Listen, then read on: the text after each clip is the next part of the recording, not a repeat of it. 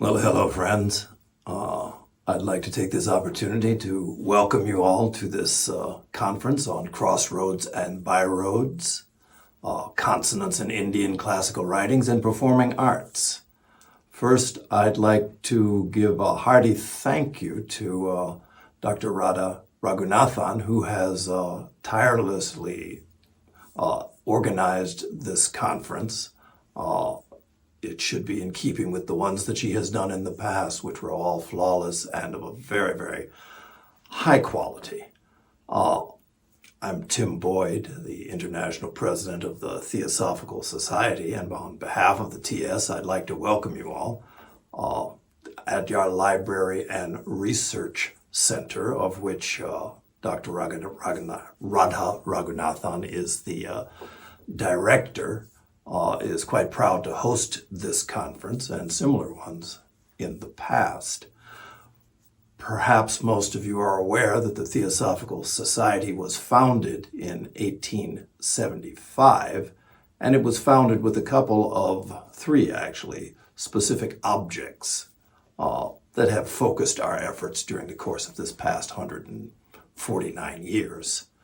The first and most important of those is to form a nucleus of the universal brotherhood, was the language of that time, of humanity. So the oneness of humanity and all life without distinction. So the distinctions that humanly are created of race, religion, caste, those sorts of things, gender, sex. That was the first one. The second one was the idea that it was to encourage a certain form of study that had the idea that it could uplift the mind and uplift humanity. So encourage the study of a comparative study of religion, science, and philosophy. That was its second object, which, I'll stop there because during the Theosophical Society's history, there's been a lot of emphasis from many quarters that perhaps even another avenue of study should be added to those. So in addition to religion, science, and philosophy, there are many who feel that really art should be added. That's been suggested repeatedly and for good reason. The idea perhaps that is addressed there is the idea that the arts are naturally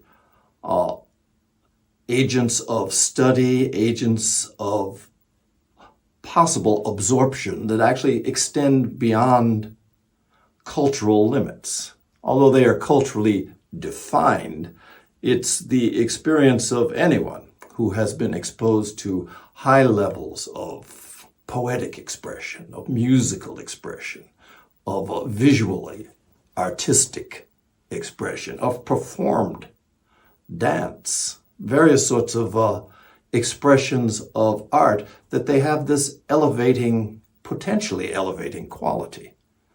It's a language that many feel is universal and speaks to everyone, regardless of the place of birth and regardless of the language with which they have become familiar, with which the cultural limits within which they grew up.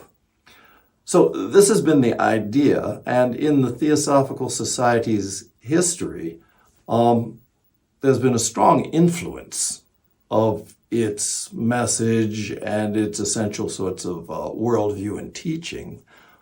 Been a strong influence and engagement with the global artistic community. In Western art, it has been most evident where you have the modern art movement, the movement that started to move more and more away from pure physical realism into levels of impressionism, into levels of abstraction even, that was directly and noted in its influence by the theosophical worldview and teaching. Specifically, I believe it was 1907, a book was published by the Theosophical Society called Thought Forms, which visually depicted the forms in terms of color, shape, and activity that are produced through the various sorts of moods and thoughts that we are constantly throwing out of our minds. It was a very influential book, particularly in the Western world, when none less than Kandinsky took it up and wrote a book called The Spiritual in Art, which directly referenced these thought forms. And that influenced a whole generation and a succeeding movement in Western art toward modernism and abstraction. There's been an influence on poets, none less than W.B. Yeats was a member of the Theosophical Society. Music, you had Scriabin and others who were influenced. And these were actually people who were members. And so that's on the Western scale, the global scale. But within India as well, there has been a substantial influence on not just the performing arts, but the world of art through association with the Theosophical Society and many of its concepts that have been presented as points of reference that actually can be realized. So, in India, probably one of the most notable influences of the Theosophical Society's presence has been in the world of dance, and directly through the efforts of one person, Rukmini Devi Arundel, who revived this form of dance, Bharatanatyam dance, and brought it to another level of expression, to the point that it was something that was perhaps marginalized prior to her efforts, but it became something that has become a standard form of musical and dance presentation, particularly in the south of India.